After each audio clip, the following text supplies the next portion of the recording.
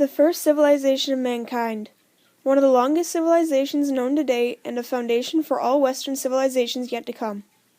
The ancient civilization of Mesopotamia became one of the greatest and most influential civilizations of all time. It started out as urban societies in the southern part of Iraq around the year 5000 BC and lasted to the 6th century BC. Geography. The civilization was located between two different rivers, the Tigris and the Euphrates. These two rivers became the basis of wealth for ancient Mesopotamia as they supplied a combination of many excellent resources.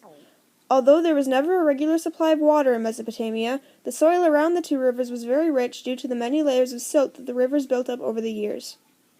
There was also more rich soil located around the Mediterranean Sea and the Persian Gulf, which was called the Fertile Crescent. Its soil allowed for an abundance of crops, which helped the early civilization. The three big cities in Mesopotamia were Eridu, Ur, and Uruk. Society. There were three major social groups on the Mesopotamian social ladder.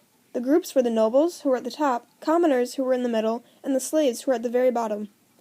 The nobles consisted of royal and religious officials, and the commoners worked for palaces and temples, as well as on farms and as merchants or craftsmen. More than 90% of commoners in Mesopotamia were farmers due to the rich soil. The slaves, however, were forced to construct buildings and usually were owned by palace officials. In terms of gender, women's rights in Mesopotamia were not equal to those of men. But in early periods, women were free to go out to the marketplaces, buy and sell, attend to legal matters for their absent men, own their own property, borrow and lend, and engage in business for themselves. Noble women, such as priestesses and royalty, were allowed to learn to read and write and were even given considerable administrative authority.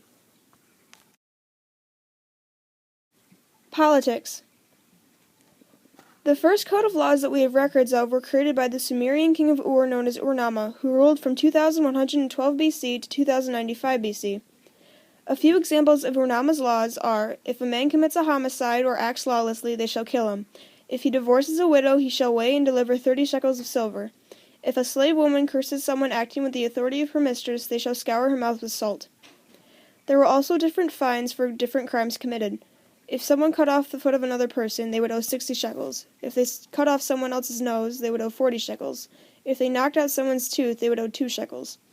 Many of Mesopotamia's laws reflected already existing hierarchies. For example, the Code of Hammurabi would allow for the noble that committed the same crime as a slave to be punished less severely than the slave. Another lawmaker Mesopotamia had was Lipit Ishtar, who ruled in Nippur around 1930 BC. Religion. Religion was a huge part of Mesopotamia's society.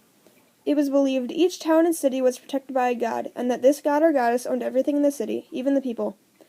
Mesopotamians looked to religion for answers in terms of questions about things like life and death and good and evil, and the Sumerians also believed that everything that occurs was predetermined by the gods.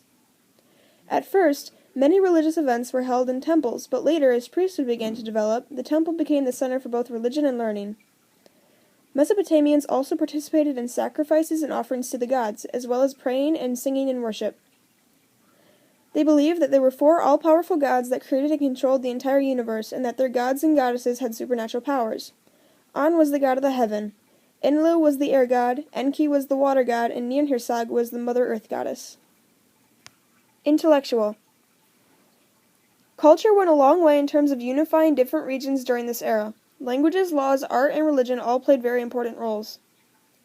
The language of Mesopotamia's ethnic and linguistic connections are not very clear, and their language is not related to any modern language today, even though there have been many theories regarding this route forward. The Mesopotamians spoke Akkadian, Eblite, Elamite, Phoenician, Semitic, and Sumerian. The script that was used to write down many of the languages was called cuneiform. In terms of record-keeping, one of the greatest accomplishments of people during this era was the invention of one of the earliest known systems of writing. The Sumerians wrote things down by using a triangular-tipped stylus to make wedge-shaped impressions in soft clay.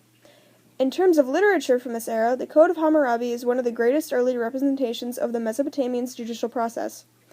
Enuma Elish and Gilgamesh were pieces of literature that represent the Mesopotamians' religious views as well. Art also plays into the Mesopotamian culture by representing their religion. The Mesopotamians made sculptures, drawings, paintings, and pottery showing what gods they worshipped and what the gods did to Mesopotamia to help them. Many nobles promoted the arts by owning these things, and this art demonstrated that their religion was a big part of everyday life in ancient Mesopotamia. In terms of architecture, In the early days of this civilization, architecture was most often used to build religious buildings, and pretty much all sculptures created by architects serve religious purposes. There is also evidence of architecture being used to help build walls made out of mud brick to help protect Mesopotamian towns. Technology.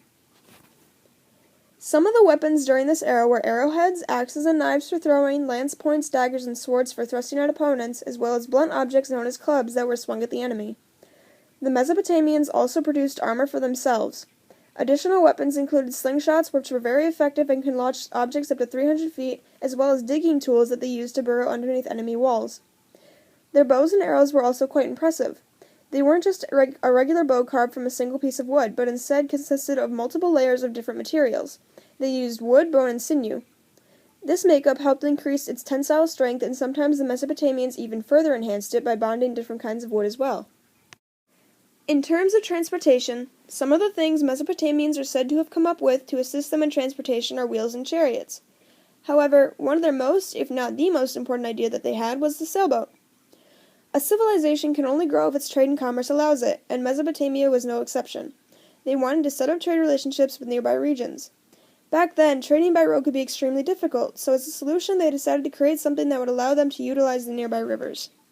The boats they constructed were only simple wooden boats that would carry people and goods to trade downstream and then back upstream. The sailboats in Mesopotamia were very simple in design as well, and the sails were square and made of cloth. However, one flaw was that the angle and direction of the sails could not be changed, so if the wind blew in the direction that the sailboats desired to go, then the people on it were lucky. If it didn't go the way they wanted it to go, they were stuck going the wrong way. The Mesopotamians were also pretty advanced at urban planning. Satellite images taken recently have shown subtle land depressions, which revealed an ancient road system in northern Mesopotamia. This means that they had stone-paved streets. Mesopotamia also had a complex drainage system in cities like Babylon and Ishnuna, and are known for using one of the first clay pipe systems as well as coming up with one of the very first irrigation systems. Economy. Ancient Mesopotamia was based on farming and trade.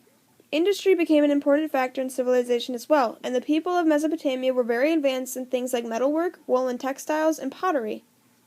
In terms of trade, some of the other countries Mesopotamia traded with were Egypt, Persia, and Ethiopia. They imported copper, tin, and timber, and in return, Mesopotamians produced dried fish, wool, wheat, and metal goods. Inventions such as that of the wheel and the sailboat allowed for easier and faster trade. Some of the things ancient Mesopotamians used as currency were gold, silver, tin, copper, bronze, lead, or barley. Actual coinage was called minas or shekels. Thank you for watching.